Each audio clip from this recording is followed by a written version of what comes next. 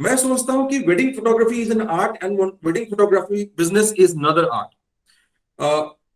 अगर आपने सोचा कि आपके हाथ में एक कैमरा आ गया, आपको उसे चलाना आ गया, और आप सोचते हैं कि कैमरा लिए और आप निकल पड़े और आप बिजनेस स्टार्ट कर देंगे, ऐसा बिल्कुल भी नहीं हो सकता। एक इंसान जो वेडिंग फोटोग्राफी बहुत अच्छी तरीके से करता है, बहुत अच्छा फोटो खींचता है, बहुत अच्छा उसने वेडिंग में अपना अव्वल नाम किया है वेडिंग फोटोग्राफी में, इसका मतलब ये कभी नहीं हो सकता है कि वो वेडिंग फोटोग्राफी बिजनेस में भी आगे बढ़ सकता है। बिजनेस अलग चीज है और वेडिंग फोटोग्राफी अलग चीज है। बहुत अच्छा फोटोग्राफर होना, बहुत अच्छा वेडिंग बिजनेस हैंडल करना नहीं माना जाएगा। ये कैसे, मैं आपको किस एक्सपीरियंस से कह रहा हूं, ये आगे आप समझ जाएंगे। तो काइंडली नेक्स्ट प्रेजेंटेशन में हम समझ चलते हैं। इस सेशन में जो आगे सेशन आने वाली है, इसमें कौन कौन सी कंटेंट होने वाली है, मैं आपको यहाँ पे एक बार ब्रीफ कर दूं, ताकि आपको भी जो है एक इंटरेस्ट आपका बना रहे। और इंटरेस्ट बना रहना बहुत जरूरी है, क्योंकि ये टॉपिक मैंने पहले भी कहा थोड़ा हटके है, और इंटरेस्ट के लिए मैंने यहाँ पे सारे कंटेंट्स को एक सीक्वेंस में मैंने यहाँ पे रेडी किया है। तो फर्स्ट टॉपिक है, why have we selected wedding photography as a profession. हमने क्यों वेडिंग फोटोग्राफी एज प्रोफेशन को चूज किया है, हम क्यों इंजीनियर नहीं बनेंगे, हम क्यों डॉक्टर नहीं बनेंगे, हम क्यों एक दूसरे टाइप के बिजनेस को क्यों हैंडल नहीं करेंगे, हम क्यों वेडिंग फोटोग्राफी बिजनेस ही करेंगे, इसको समझना पहले बहुत जरूरी है। तो उस सेशन में उस टॉपिक को हम पहले डिस्कस करेंगे। नेक्स्ट टॉपिक रहने वाली है, how to start wedding photography business. अगर आपने निर्णय कर ही लिया है कि आपको वेडिंग फोटोग्राफी बिजनेस करनी है, तो उसे कैसे करना है, ये जो टॉपिक है ये हमारी दूसरे टॉपिक है। क्योंकि अगर वाई आपको पता है, क्यों करना है वो पता है, तो कैसे करना है उसका आपको निष्कर्ष करना ही पड़ेगा।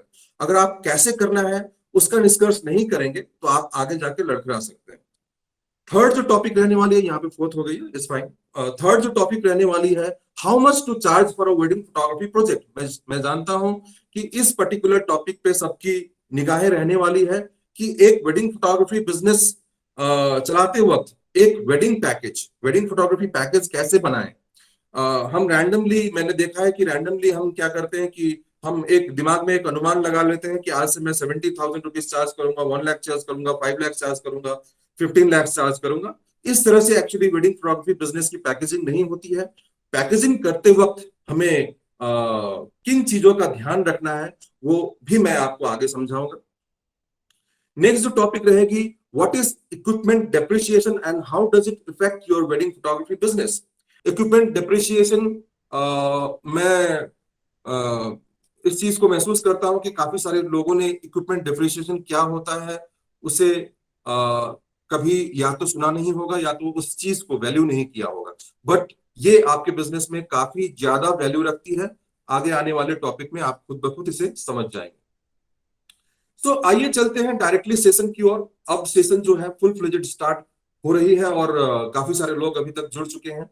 तो जैसे कि मैंने बताया था आपको कि टॉपिक के पहले रहने वाली है, why have we selected wedding photography business as our profession. हम इंजीनियरिंग क्यों नहीं कर रहे हैं, हम डॉक्टर क्यों नहीं बनेंगे, हम दुकानदार क्यों नहीं बनेंगे, हम बाकी प्रोफेशन में हम टीचिंग क्यों नहीं करेंगे, हम वेडिंग फोटोग्राफी बिजनेस ही क्यों अपना रहे हैं, इसको जानना पहले बहुत जरूरी है।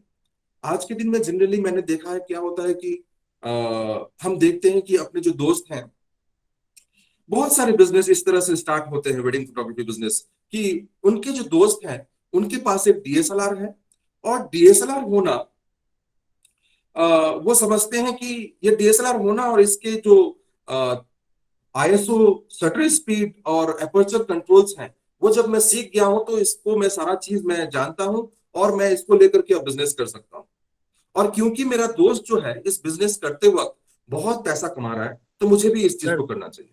ऐसा बिल्कुल भी नहीं है, ऐसा बिल्कुल नहीं है। आपको यह समझना जरूरी है कि आपको उस पर्टिकुलर प्रोफेशन में इंटरेस्ट है या नहीं है। इंटरेस्ट दो तरह से होती है, एक तो बचपन से ही आप आर्ट लाइन में हैं, आर्ट फील्ड में हैं, आप आर्ट करते हैं, आपको कैमरा का एक्सपोजर नहीं मिला है, आपके हाथ में कैमरा नहीं आया। जिस दिन से आपको हाथ में कैमरा मिला, आपने कैमरा को अपनाया और आप सो हाँ, लोग सोचते हैं कि हाथ में कैमरा आ गई और मैं चल पड़ा, और क्योंकि मुझे आईएसओ शटर स्पीड और एपर्चर के बारे में नॉलेज है, मैं स्टार्ट हो जाता हूँ। क्योंकि मेरा दोस्त राम श्याम और महेश जो है वो बहुत ही अच्छा कर रहा है, वेडिंग फोटोग्राफी बिजनेस करके बहुत कमा रहा है, तो मुझे भी करना चाहिए। ऐसा बिल्कुल नहीं है। अगर इस टाइप के सोच से आप अगर आगे बढ़ेंगे तो एक समय आएगा आप लड़खड़ाएंगे और आपकी बिजनेस बंद हो जाएगी। मैं आपको पहले ही वार्न कर दूं, इस टॉपिक में मैं बाद में भी जाऊंगा, पर अभी भी मैं कह देता हूं, वेडिंग फोटोग्राफी बिजनेस एक इल्यूजनरी बिजनेस है। इल्यूजन, एक इल्यूजन से भरी हुई बिजनेस है। आपको लगेगा कि आप लाखों में कमा रहे हैं, लाखों में आप सब कुछ हो रहा है, पर 5 years down the line, 7 years down the line आप जब कैलकुलेट करेंगे, अगर आपने सोच समझ के बिजनेस नहीं किया है, तो अगर आप कैलकुलेट करेंगे तो आप देखेंगे कि 5-7 years के बाद में भी आपने पॉकेट में कुछ भी नहीं बचाया, आपने एक पैसा भी कमाया ही नहीं, बल्कि आपने गमाया है। बल्कि आपने पिताजी से उधार लिया, बल्कि आपने अपने भैया से उधार लिया, बल्कि आपने लोन लिया है। पर आज 7 years के मतलब एकदम रगड़ के काम करने के बाद में भी आपके पास में कुछ भी सेविंग नहीं बचा है। ये तब होता है जब आप ठीक से प्लानिंग नहीं करेंगे। तो तो मैंने कहा कि आपको समझना बहुत जरूरी है पहले कि आप वेडिंग फोटोग्राफी बिजनेस क्यों करेंगे। क्यों करेंगे का एक ही आंसर है। सबसे पहला तो आप वेडिंग फोटोग्राफी पसंद करते हैं। दूसरा, आपको वेडिंग फोटोग्राफी बिजनेस करना आता है। अब यहाँ पे चीज है कि वेडिंग फोटोग्राफी बिजनेस आपको नहीं आता है, तो आप आज के दिन में देखिए, क्योंकि डिजिटली हम बहुत स्ट्रांग हो चुके हैं, जगह जगह पे वेडिंग फोटोग्राफी, क्या फोटोग्राफी, बाकी बिजनेस एडवाइजर्स भी हैं, आप उनसे एडवाइस लें। आपके घर में कुछ जरूर ऐसे इंसान होंगे जो काफी दिनों से बिजनेस कर रहे हैं, उनसे एडवाइस लें। मैं हालांकि इस सेशन में भी आपको मैं काफी सारा चीज आगे समझाने वाला हूँ, उस उनसे एडवाइस लें और एडवाइस लेके ही आगे बढ़ें। आप जब तक क्लियर नहीं है कि आपका वाई क्या है, आपका वाई, ये वाई को अपने दिमाग में बैठा लें। क्यों करना चाहते हैं आप टीचिंग क्यों नहीं करना चाहते हैं? टीचिंग की नौकरी में आप ज्वाइन करेंगे तो आपको सुबह 9 से शाम को 4 बजे तक में छुट्टी हो जाएगी, आप आराम से जिंदगी बिता सकते हैं। फिर वेडिंग फोटोग्राफी जैसे बिजनेस क्यों, जिसमें आप सुबह क्या, रात क्या और दिन क्या, आप शूटिंग के दौरान आप जब निकलते हैं तो मैं जानता हूं, इस दर्द को मैं समझ सकता हूं कि आपके टाइम टेबल कभी भी नॉर्मल ऑफिस टाइम टेबल के अनुसार नहीं होती है। आप सुबह 4 बजे 5 बजे जगते हैं, आप इवेंट करने के लिए जाते हैं, आप इवेंट से लौटते हैं, रात को डेटा कॉपी करते हैं, फिर दूसरे दिन फिर से सुबह में आप जल्दी उठते हैं, आपकी नींद हराम होती है, आप दूसरे दिन फिर से फील्ड वर्क करने जाते हैं। इतना परेशानी वाला आप जॉब क्यों करेंगे? इतना परेशानी वाला जो प्रोफेशन है उसको आप क्यों चूज करेंगे? काइंडली उसे सबसे पहले क्लियर कीजिए, अपने आप से सवाल कीजिए कि मैं वेडिंग फोटोग्राफी बिजनेस लेकर के क्या सचमुच में आगे बढ़ना चाहता हूं, या फिर अपना मैं समय वेस्ट कर रहा हूं। मैं फिर से आपको दोहरा दूं कि सेशन और भी स्ट्रांग होगी, आप काइंडली यहाँ पे जुड़े रहें। कभी भी इस चीज का अनुमान ना लगाएं कि इस सेशन में जितना भी कुछ हो रहा है वो मैं सब समझता हूं, ऐसा लगता है। ऐसा मैंने पहले भी आपको बताया, ये इल्यूजनरी बिजनेस है, और ऐसा इसमें लगता है, बहुत सारा चीज लगता है कि मैं लाखों में कमा रहा हूं। मैं आपको आगे समझाऊंगा कि कहाँ कहाँ पे आपने मिस्टेक किया है। राइट, तो वाई जब क्लियर हो जाए तो आगे बढ़ें। आपका वेडिंग फोटोग्राफी बिजनेस क्या सिर्फ पॉकेट मनी के लिए है? मैं काफी समय इस चीज को महसूस किया हूं। लोग, लड़के, लड़कियां स्कूल से पढ़ाई खत्म करते हैं, छुट्टी रहता है, किसी की रिलेटिव्स की उनकी उनको वेडिंग मिल जाती है, क्योंकि उनके हाथ में पहले से कैमरा है, पापा ने गिफ्ट किया था, उनको लगा था कि एक डीएसएलआर होना बहुत जरूरी है, पापा से उसने जिद करके लिया था। चाचा जी का चाचा जी के अंकल का या फिर किसी का भी दोस्त का, किसी का भी एक वेडिंग है, उस वेडिंग में उसको मौका मिला, उसने वहां पे फोटोग्राफी की, काफी सारे लोगों ने उसे सराहा, उसके काम को बहुत पसंद किया, और उसे लगा कि अब मुझे आगे चल पड़ना चाहिए, यहाँ तो बहुत फायदा ही फायदा है। लोग सोशल मीडिया में लाइक भी देते हैं, और पॉकेट में थोड़ा बहुत पैसा भी आ जाता है, तो इसी में आगे बढ़ना चाहिए। अगर आप ऐसा सोच के आगे बढ़ रहे हैं तो सिर्फ आपके लिए खतरा नहीं है, पूरे इंडस्ट्री के लिए खतरा है। क्योंकि आप मार्केट को किसी न किसी तरह से आप क्या कर देते हैं, डामाडोल कर देते हैं, आप मार्केट को खराब कर देते हैं। और एक चीज मैं बीच में ऐड करना चाहूंगा, अगर ऐसे कोई व्यक्ति हमारे साथ में अभी तक जुड़े हैं जो वेडिंग फोटोग्राफी नहीं करते हैं, बाकी बिजनेस से जुड़े हुए हैं और वेडिंग फोटोग्राफी इंटरेस्ट है, उनके लिए भी ये सेशन बहुत ही इंपॉर्टेंट रहने वाली है, क्योंकि बिजनेस से जुड़े हुए सेशन है। तो मोरलेस बाकी बिजनेस का भी मॉड्यूल इसी तरह से ही डिजाइन किया जाता है। राइट, तो आगे और बढ़ते हैं। तो ये आप गलत धारणा अपने दिमाग से निकाल दीजिए कि सिर्फ पॉकेट मनी मनी कमाने के लिए ही इस चीज पे आप आगे बढ़े हैं। ऐसा करने से क्या होगा, आप अपने जिंदगी में अपने समय को बर्बाद करोगे। क्लास 12 के बाद या फिर ग्रेजुएशन के बाद आपके हाथ में कैमरा आ गई, आपने 2-3 साल वेडिंग फोटोग्राफी की, कुछ पैसे आपने, आपको लगा कि कुछ पैसे आपने कमाए, पर अल्टीमेटली आपने क्या किया, जितने में वो काम होना चाहिए था उससे 50%, 25% कम प्राइस में आपने वो काम को कर दी। आपके क्लाइंट तो जरूर उस समय के लिए प्राइस को लेके खुश हो गए, हालांकि सर्विस आपने कैसी दी उसके ऊपर में भी डिपेंड होती है काफी सारी चीज, पर लॉन्ग रन अगर हम देखें तो आपका समय ही वेस्ट हुआ, इससे ज्यादा और कुछ नहीं हो सकता है, जब तक कि आपको जो पहले मैंने बताया था वाई जो है वो क्लियर ना हो। तो आइए समझते हैं कि हम क्यों वेडिंग फोटोग्राफी एक्चुअली हमें करना चाहिए। राइट, सबसे पहला पॉइंट जो है, to maintain continuous source of income. आप वेडिंग फोटोग्राफी बिजनेस अगर करते हैं, सबसे इंपॉर्टेंट चीज जो हो जाता है, आपको अपना जो इनकम सोर्स है उसे कंटिन्यूअस रखना है। इसीलिए आप करते हैं। आप अपना टीचिंग क्यों करते हैं स्कूल में, इंजीनियर क्यों बनते हैं लोग, क्योंकि उनको इनकम करना है।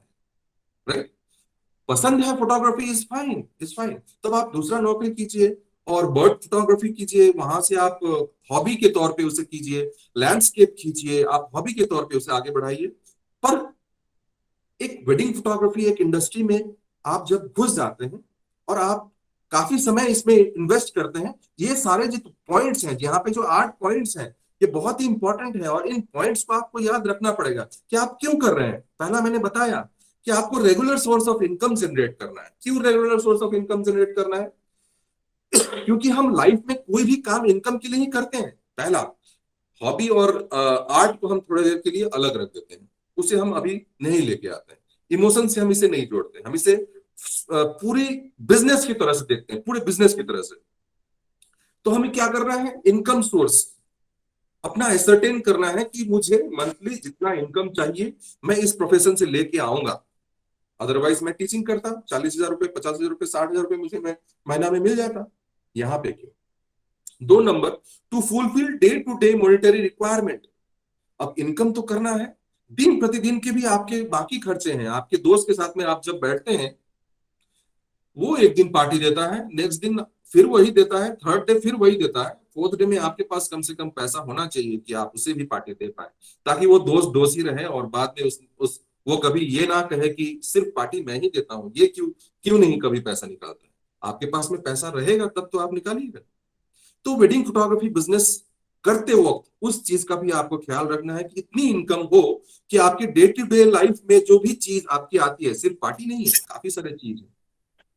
आपके पॉकेट मनी हो गई, आपके बाइक के तेल हो गए, आपकी गाड़ी की तेल हो गई, सारे चीज, जितने भी चीज हैं, जितने भी खर्चे हैं। आज के दिन में आप वेडिंग फोटोग्राफी तो करते हैं, पर एक मोबाइल में रिचार्ज करने के लिए अपने पापा के साथ में जाकर के सामने जाके आप हाथ फैलाते हैं कि पापा मेरा मोबाइल का रिचार्ज बैलेंस खत्म हो चुका है, काइंडली उसे रिचार्ज कर दीजिए। ये तो इससे ज्यादा शर्म वाला चीज और कुछ नहीं हो सकता। राइट, थर्ड पॉइंट है to raise our kids for their education. इसीलिए भी हमें वेडिंग फोटोग्राफी बिजनेस को स्ट्रिक्टली और एक्सक्यूज मी, स्ट्रिक्टली और सीरियसली लेना चाहिए, क्योंकि आज नहीं है कल तो आपके भी बच्चे होंगे। सिर्फ आज हो सकता है कि आपको पॉकेट मनी चाहिए हो, पर कल आपके बीवी होगी, कल आपके बच्चे होंगे, बीवी को भी उसका भी लाइफ चलाना है। भला हालांकि आज जनरेशन बदल चुकी है, बीवी खुद भी कमाती है, wife earns her own grade, but फिर भी आपका एक कर्तव्य बनता है कि आप उसे भी एक अच्छा जिंदगी दें। आपका कर्तव्य बनता है कि आप अपने बच्चों को भी बहुत अच्छा जिंदगी दें। राइट, एक बच्चे हो है तो भी फाइन, 2 बच्चे हैं तो भी फाइन, ज्यादा है तो भी fine, that totally depends on you. But जितने भी हैं, आप उसका जो फ्यूचर है उसको बनाना कहीं ना कहीं वो आपके हाथ में है। और आप अगर अपने बिजनेस के साथ में ही अगर खिलवाड़ कर रहे हैं, तो आपकी बिजनेस आगे नहीं बढ़ने वाली है और कहीं ना कहीं आप अपने वाइफ की और बच्चे को भी के जीवन को भी आप कहीं ना कहीं ओझल में डाल रहे हैं। तो आगे से जब भी कोई भी डिसीजन ले, डिसीजन स्ट्रांगली ले। आगे वाला जो पॉइंट है, to perform insurances investment smoothly. देखिए आज के दिन में अ, एक मान लेते हैं कि एग्जांपल लेके मैं चलता हूं कि एक लड़का लड़के ने 12th क्लास के बाद में इंजीनियरिंग की पढ़ाई की, 4 साल उसने इंजीनियरिंग की पढ़ाई की, और वो पढ़ने में काफी अच्छा था। और काफी अच्छा होने के कारण 4th ईयर में क्या होता है, इंजीनियरिंग कॉलेजेस में कैंपसिंग होती है, कैंपसिंग में उसे नौकरी मिल गई। राइट। उसने एजुकेशन लेते वक्त उसने बैंक से लोन ली थी, क्योंकि इंजीनियरिंग की पढ़ाई काफी कॉस्टली है इंडिया में कहीं पे भी। राइट। उसने बैंक से लोन ली थी, अब लोन तो चुकाना है, तो कैंपसिंग में उसे नौकरी मिल गई। फर्स्ट जो सैलरी आई, बहुत इमोशनल अटैचमेंट है ना उसमें, देखिए एक्सक्यूज मी, उसमें इमोशनल अटैचमेंट है। उसने इतनी पढ़ाई की, इतनी मेहनत की, उतनी मेहनत से उसे वो नौकरी मिली है। नौकरी मिलने के बाद वो फर्स्ट सैलरी क्या करेगा, अपने माँ के लिए, अपने पिताजी के लिए कुछ ना कुछ वो गिफ्ट लेके जाएगा।